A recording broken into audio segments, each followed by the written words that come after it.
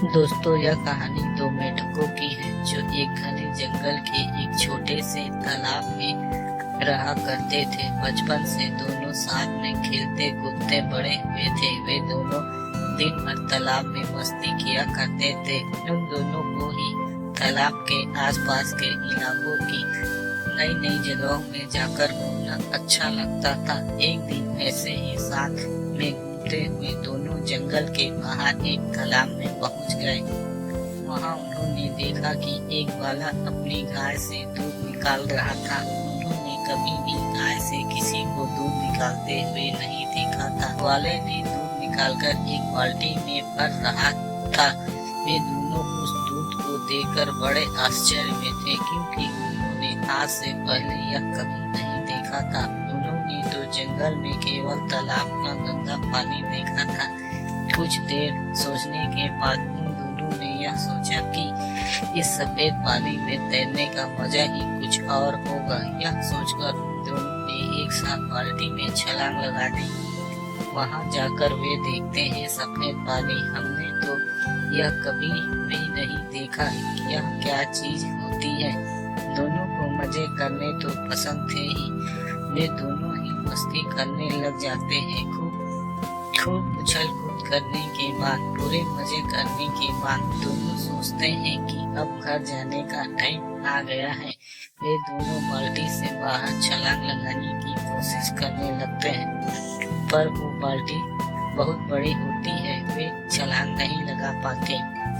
वो दोनों बाल्टी के किनारे जाकर बाल्टी की दीवारों से छलांग लगाने की कोशिश करते हैं, लेकिन वह बहुत ज्यादा फिसलन होती है।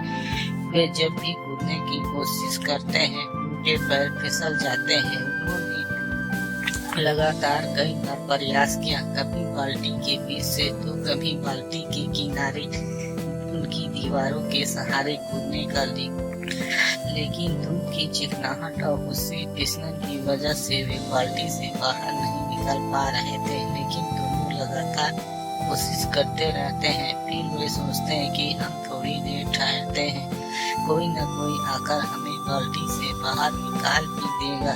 1 घंटा, 2 घंटा, 3 घंटे बीत जाते हैं, लेकिन कोई आकर उन्हें बाल्टी से बाहर नहीं निकालता। फिर वे दोनों सोचने लगते हैं कि आज सब खत्म होने वाला है। हो सकता है कि हम दोनों की जिंदगी का आज आखिरी दिन हो।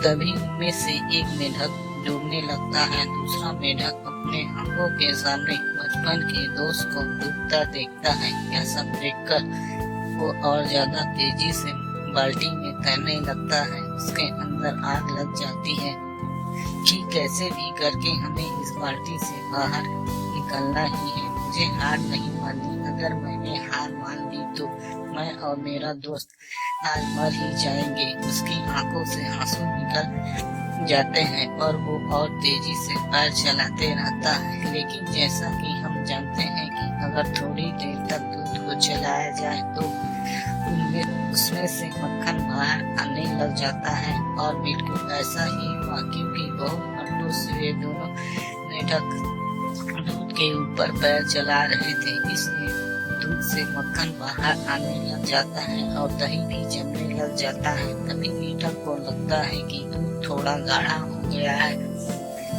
अब पहले जैसा चिपचिपा नहीं रहा। फिर वे दोनों उस मक्खन के ऊपर बैठकर पूरे जोर से छलांग मारते हैं और बाल्टी से बाहर आ जाते हैं। बाल्टी से बाहर आने के बाद वे सोचते हैं कि बिना सोचे समझे काम करने वालों के साथ यही होता है।